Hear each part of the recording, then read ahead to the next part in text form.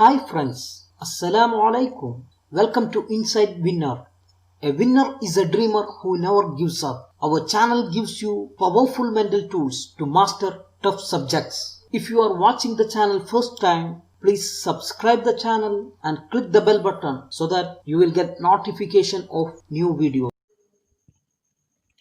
Repeated multiple choice questions and answers. Question number 1. The removal of excess chlorine from water is known as option A, breakpoint chlorination, option B, superchlorination, option C, double chlorination, option D, dechlorination. Let's check each options separately. First one, breakpoint chlorination. What is breakpoint chlorination? Breakpoint is the point beyond which any chlorination simply appears as free chlorine. It is that point at which the oxidation is finished.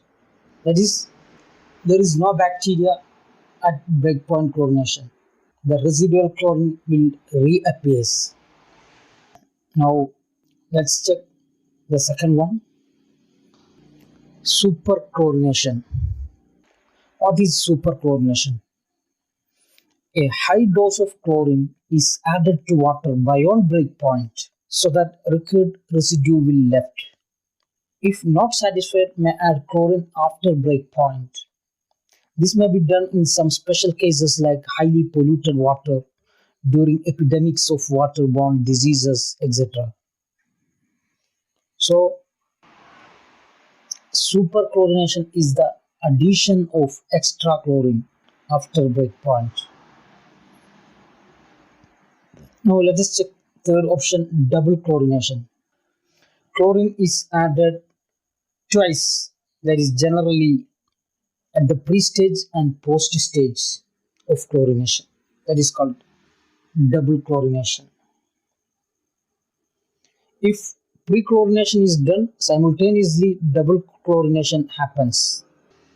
Then the last option, D, dechlorination. It is the removal of unwanted excess chlorine in water by chemical or physical treatment. So option D is the answer, dechlorination. Second question, a pipe which is installed in the house drainage to preserve the water seal traps. Option A, cow. Option B, anti-siphonage pipe. Option C, soil pipe. Option D, vent pipe. Option A, coal. Coal is a protective covering on a vertical pipe, such as soil stack or vent pipe. Then second option, anti-siphonage pipe. It is an extra pipe connected to the outlets of toilet seats of all floors. The other end of which is exposed to atmosphere is called anti-siphonage pipe. These are provided to maintain water seal so that foul gases of the sewer line do not find entry into the toilet or bathrooms. So our option is option B, anti-siphonage pipe. Now let's check the other two options also. C, soil pipe. What is soil pipe?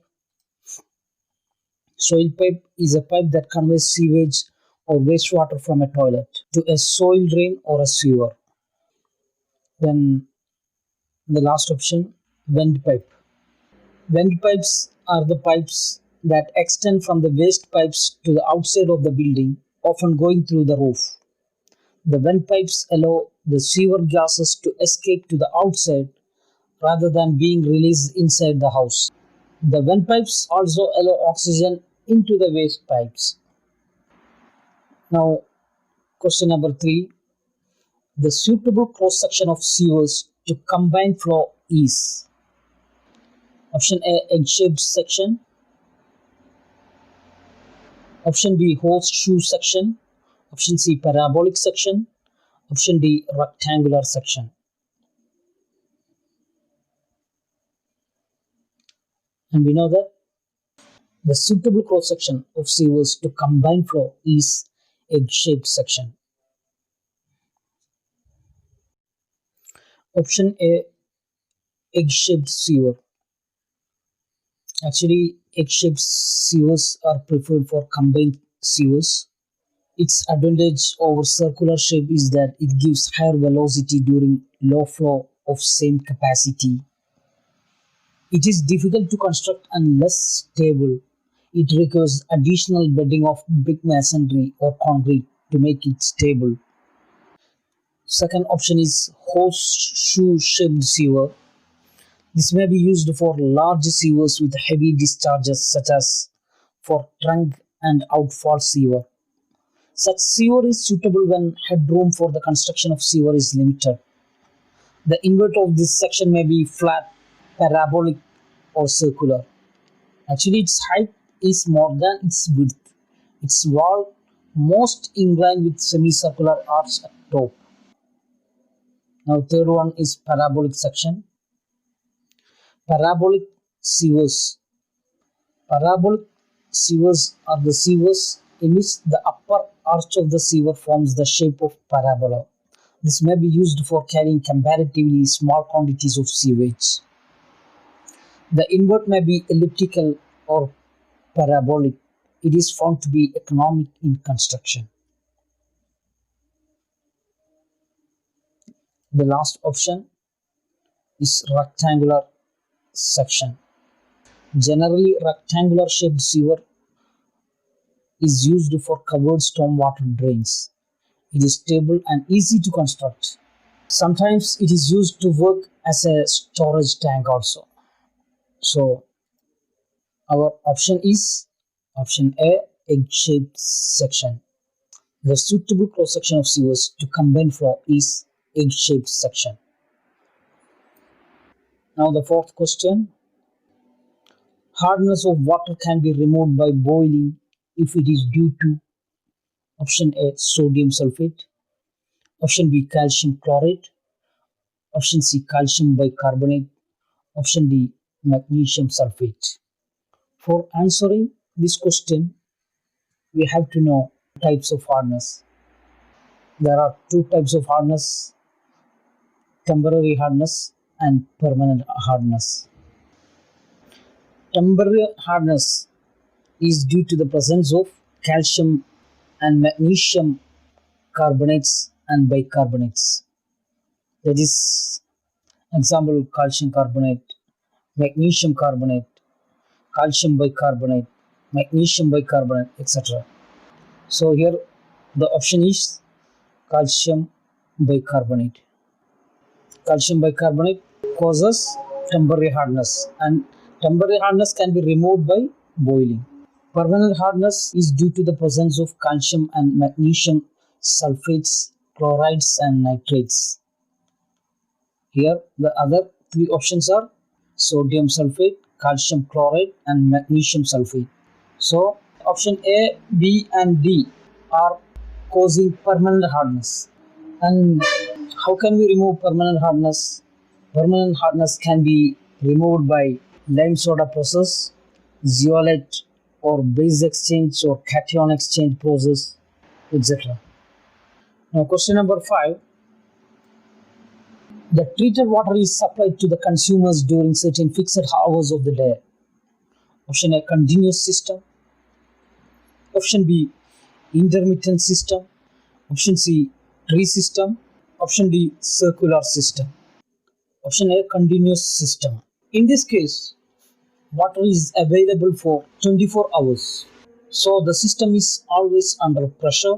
So there is no chance of infiltration. That is, negative pressure cannot occur. And continuous supply systems are designed using the following main parameters. First one, flow of raw water. Second one, water treatment plant. Third one, water transmission system, working operating of system components. Pumps and reservoirs in the continuous supply systems is a result of consumers' needs with reduced demand in the night periods. Pumps may operate at lower level and balancing reservoirs may be refilled, whereas during the maximum demand periods, the pumps will operate at their maximum. The advantages and disadvantages of continuous system is that in this system water is not stagnant in pipe at any instant, and hence fresh water is always available. Lesser pipe sizes are required. Fire hazards can be met within time. Disadvantages is if there are some minor leakages etc. in the system, a great volume of water is wasted because of long duration of flow. More water is required at the source, which is difficult in tropical countries like India, which get rains only during a particular season. More wastage of water due to lack of civic sense. So now the second option, intermittent system of water supply. If plenty of water is not available, the supply of water is divided into zones, and each zone is supplied with water for fixed hours in a day. As the water is supplied after intervals, it is called intermittent system. The working of intermittent system of water supply is very simple. The distribution area is divided into several zones, and the timings of each zone are adjusted that good working pressure are maintained in each zone. The advantages of intermittent system is for older distribution systems having weaker joints and more leakage, restrained supply hours can limit leakage. Reduced pressure also helps lowering leakage. Overall scarcity may sometimes be managed by interrupting the water supply and equally balancing the resources. Time is available for repair and maintenance out of supply hours. Main disadvantage of intermittent system is that it is inconvenience to consumers. Mostly the poor, or often one person per household, is devoted to storing the water at supply times. Pipelines are subjected to vacuum condition after supply hours, which can cause groundwater infiltration into the pipelines with contamination of the supply or pipes deformation. Consumers need to store water between supplies and tend to throw away remnant store. This causes water wastage and storage costs. Frequent wear and tear on valves, water meters malfunction, more manpower and infrastructures are needed in this case. Now, third option, tree system of water supply. It is also known as dead-end system of water supply. In this tree system of water supply, one main pipeline runs through the center of the populated area and submains branch off from both sides. The submains divide into several branch lines from which service connections are provided. Fourth option, circular system of water supply. It is also known as ring water distribution system. Circular system of water supply is the system in which the main pipeline is provided around the city or area that is peripherally. From this main line, the branch lines are projected perpendicularly and they also are connected with each other. So the answer is intermittent system of water supply. Option B is the answer. Sixth question. The liquid waste from kitchen, bathrooms and wash basins etc. are known as option A, sludge, option B, refuse, option C, garbage, option D, sludge. And the answer is option A, sludge. Sludge is the liquid waste from kitchens, bathrooms and wash basins. And let's check the other three options. Option B, refuse. Refuse refers to any disposable materials, which includes both recyclable and non-recyclable materials. Option C, garbage. Garbage, trash, rubbish is waste material that is discarded by humans usually due to a perceived lack of utility. The term generally does not encompass bodily waste products, purely liquid or gaseous waste, nor toxic waste products. Last option, sludge. Sludge is the residual semi-solid material that is produced as a byproduct during sewage treatment of industrial or municipal wastewater. Sewage sludge is the residual semi-solid material that is produced as a byproduct during sewage treatment of industrial or municipal wastewater. Seventh question, the minimum width of septic tank is taken as option A, 120 cm, option B, 100 cm, option C, 75 cm, and option D, 60 cm.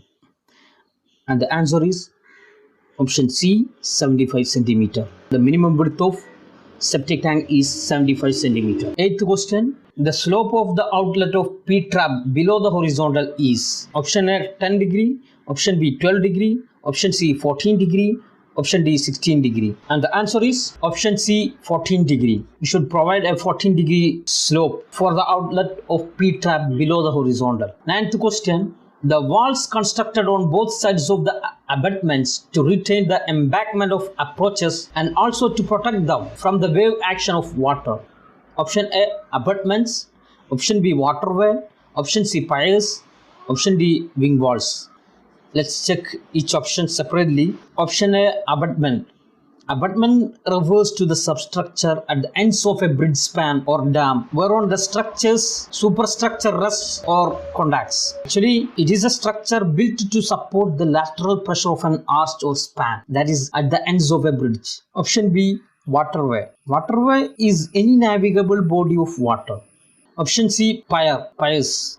In building construction, vertical load-bearing members such as an intermediate support for adjacent ends of two bridge spans is called pier. In foundations for large buildings, piers are usually cylindrical concrete shafts cast in prepared holes, while in bridges they take the form of caissons which are sunk into position. Option D, wing walls. The soil and fill supporting the roadway and approach embankment are retained by the wing walls, which can be at right angles to the abutment or splayed at different angles. The wing walls are generally constructed at the same time and of the same materials as the abutments. So our answer is option D, wing walls. 11th question. Cowl is provided at option A, lower end of ventilating column. Option B, upper end of ventilating column. Option C, upper end of the manhole. Option D, first step in a manhole. And the answer is upper end of ventilating column. Cowl is provided at the upper end of ventilating column. A cowl is usually pod-shaped covering used to increase the draft of a chimney and prevent backflow. The cowl, usually made of galvanized iron, is fitted to the chimney pot to prevent the wind blowing the smoke back down into the room below. And it is provided at the upper end of ventilating column. So option B is the answer. 12th question. Presence of algae in water indicates that the water is option A, hard. Option B, soft. Option C, pure. Option D, acidic. And the answer is option D, acidic. Hard water is water that contains an appreciable quantity of dissolved minerals like calcium and magnesium. And soft water is treated water in which the only ion is sodium. As rainwater falls, it is naturally soft water. On the other hand, soft water tastes salty and is sometimes not suitable for drinking. The presence of algae in water indicates that the water is acidic. The answer is option D, acidic. 13th question. Disinfection of water is done by option A, filtration. Option B, passing chlorine. Option C, alum. Option D, heating. And we know that the answer is option B, passing chlorine. Disinfection is the process of killing pathogenic bacteria from water and making it safe to public use. Most commonly used disinfectant for drinking water throughout the world is chlorine. And the process of applying chlorine or chlorine compounds in small quantity of water to disinfect is known as chlorination. Let's check the other options also. Option A, filtration. What is filtration? It is the process of purifying water by passing through a bed of sand or other fine granular material. It should be free from clay, loam, lime and organic matter. It should not lose weight more than 5% when placed in hydrochloric acid for 24 hours.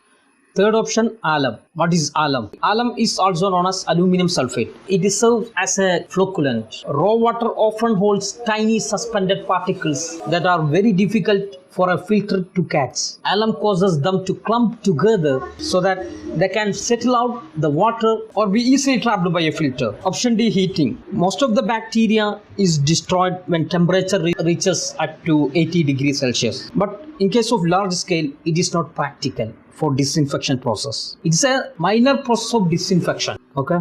14th question. The type of water supply distribution system layout most suitable for a city layout on a rectangular plane is option A, dead end system. Option B, gridiron system. Option C, ring system. And option D, radial system. Now let us check each option separately. What is dead end system? Dead end system, the name itself defining that it contains dead ends in the pipe system. So the water does not flow continuously in the dead end system. In this system, the whole pipe network is divided into several sub-networks. Those are namely main lines, sub-mains, branch lines and service connections. Firstly, one main line is laid through the center of the city or area. Submains are laid on both sides of the main line, and then submains divided into branch lines from which service connections are given. At every start point of submain line, a cut-off valve is provided to regulate the flow during repair works, etc. On the whole, this network diagram will look like a tree shape, so it is also called a tree system. Actually, dead-end system is used mostly for the olden cities, which are built in irregular manner without any planning. Nowadays, this system is not preferable. Second option, grid iron system. In grid iron system, the mains, submains and branches are interconnected with each other. Thus, this system provides free circulation of water through the pipelines. In grid iron system, by interconnecting all the lines, that is main lines, branch lines and submains, dead ends are eliminated, and without stagnating, the water flows continuously in this system. For well-planned cities, the grid iron system is more suitable. And the advantages of grid iron system is that there is no dead ends or sediment deposits. The water will flow continuously. Because of the interconnection of pipes, the head loss is minimum in this case. Now, we can go to the next option, ring system. In this system, the main pipeline is provided around the city or area, and the branch lines are connected with each other and projected perpendicularly, and every street with the distributed area will get sufficient. This system is also called a circular system, and it is more suitable for a town with well-planned streets and roads. The advantages are, in this system, no stagnation of water occurs. In circular system, without affecting larger network, repair work can be done. The last option, radial system. Radial system is quite opposite to the ring system. In this system, whole area is divided into small distribution districts or zones, and an individual distribution reservoir is provided for each distribution zone. The reservoir provided is generally of elevated type. From this reservoir, the pipelines are laid radially to the surrounded streets. All distribution reservoirs are connected with main line, which is passing through center of the city. This type of system is suitable for areas with radially designed roads. The advantages of radial system is that the water distributed with high velocity and high pressure in this system. Head loss is very small because of quick discharge, and the disadvantage is the project cost is more because of number of individual distribution reservoirs. So our answer is option B, grid iron system. The type of water supply distribution system layout most suitable for a city layout or a rectangular plane is grid iron system. And the last question, under average Indian conditions, the demand of water for domestic consumption in liters per capita per day is about option A 80, option B 100, option C 120, option D 135. And the answer is option D 135 LPCD.